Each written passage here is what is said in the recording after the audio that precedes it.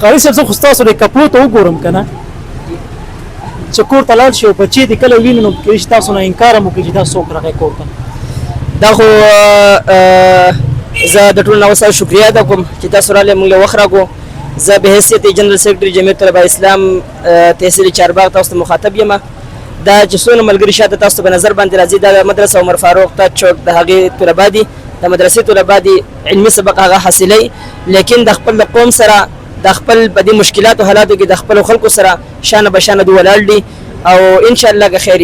دا خو زموږ کپړې څخه شو که زموږ په وجود باندې هم د ګزاره هغه کېږي. موږ ورته هر ټایم دا حاضر یو. زموږ د جمعیت طلبه اسلام او زموږ د علماء کرامو طلبه کرامو زموږ مقصد دا دی چې بلا تفریق د ټولو انسانانو موږ خدمت وکړو او انشاءالله که خیر آینده به هم موږ د دوی سره سوچ دا صفایان موږ ټولو نه مکمل کړي دا به موږ د دوی سره هغه ولاړ یو او کوو به انشاءالله صفایان. راغلی ننګورې ته او چې ګرځم کور ته ځم نو یو درد چې کوم دی پروت دی کورونه ډېر زیات چې کوم دی اوبه وړي دي خو چې زه بیا وینم داسې علما کرام او د هغوی جذبې ته سلام کوم چې دلته راغلي دي آپ مو مدد آپ نو یقین وکړه چې کوم الفاظ دوی لپاره زه دلته کې ادا کړم ما سره هغه الفاظ نشته. مفتي صاحب راسره ولاړ دی پخپله په خدمت کې ولاړ دی. یقین وکړه چې سوچ وکړم چې داسې قسمه خلک مخې ته راځي نو موږ به سر ښکته کړو. موږ سره به الفاظ نه وي الفاظ ختم شي. مفتي صاحب مننه کوو چې تاسو دلته د راتګ. السلام علیکم ورحمت الله وبرکاتو.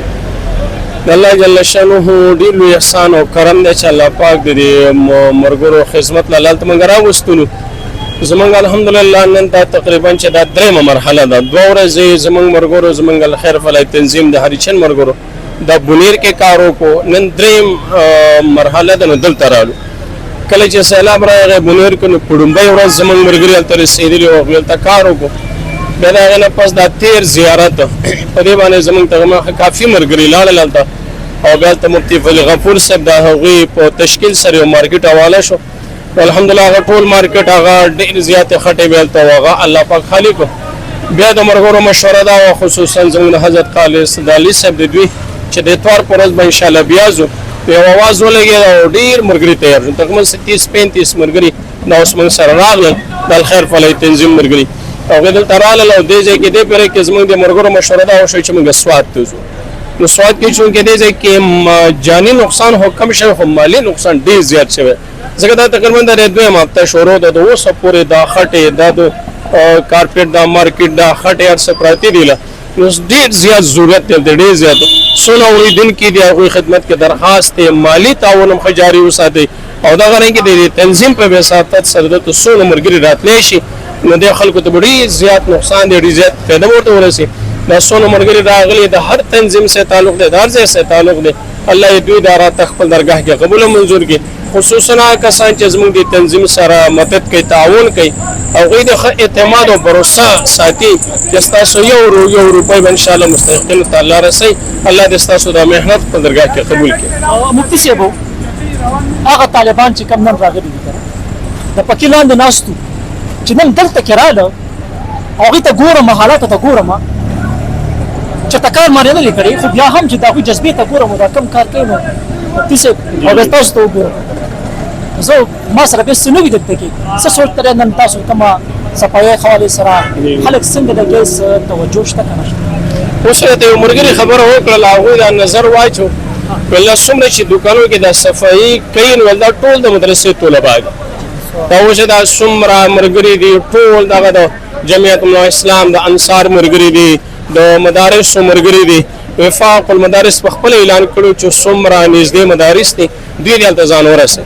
نو ستاسو خبره چې ټوله ورځ پکې د لاندې ناست خو لیکن نن د خپل مسلمان نور سره دغه خټو کې لګیا دی خپل کپړې په خټو کې څخه ټول بدن په خټو کې څخه ولیکن لګیا دی محنت او کوشش کوي الله جل شانه دې دا محنت قبول کړي. ستاسو د حالت ته زه وګورم که نه یقین وکړه زه سوچ کې لاړ شم د خلکو درد مخې ته راوړل ما سره باید دلته الفاظ پاتې نه شي ستاسو په روب کې زه وینم الله تعالی منګه پیدا کړیو ام د خدمت لپاره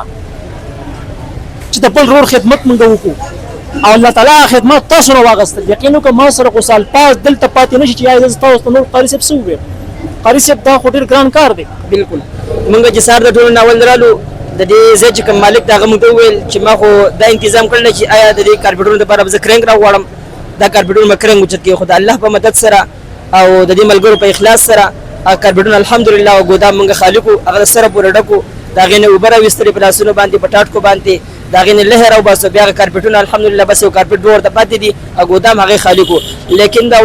اخلاص دې سې چې د کرنګ کار هغه هم دوکول شي پلس دولس کسانو باندې موږ غړ ګودام تاسو لیدې هم شي هغه د ملګرو په جذبه سره په اخلاص سره هغه صفابو او ان شاء الله که خیری ما زیګر پورې به هم دا ملګری دغه شان دی لګیای سوچ ورته مالکانو د بس نوم نه هغه ست دوبنه پس کوي خپه اخلاص سره خپه جذبه سره دا به لګیای او نه قرآن موږ ته دا ثابت کړی ته اسلام ثابت کړی چې تابعداري وکاو د امیر اطاعت وکاو نو دا به چرته انکار وکي هیڅ چرته دا انکار نشي کولای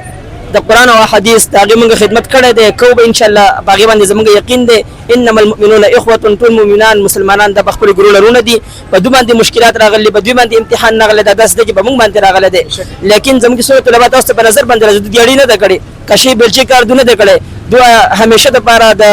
پنکې د لاندې وخت تیر کړی دی ټپایا قرآن مجید ته بس پینه کپړه کې لیکن د خپل قوم سره تاسو لیدئ شئ چې په کوم کپړو کې په کوم حالاتو کې تاسو ته ولاړ دي قدرمنو حقیقت خبره ده چې دغه طلبه کرام چې کوم مدرسو کې وي نو صرف او صرف د پنکې لاندې ژوند تیر کړی دی نن د خلکو په غم کې روتي دي او چې دا حالات زه وینم که نه نو ما سره څوک دلته پاتې نه شي چې آیا مطلب دوی څنګه راغلي دي خو قرآن موږ ته وایي دین موږ ته وایي اسلام موږ ته وایي چې د نورو خلکو په غمرازۍ کې ځان شریک کړو د نورونو سره ودرېږو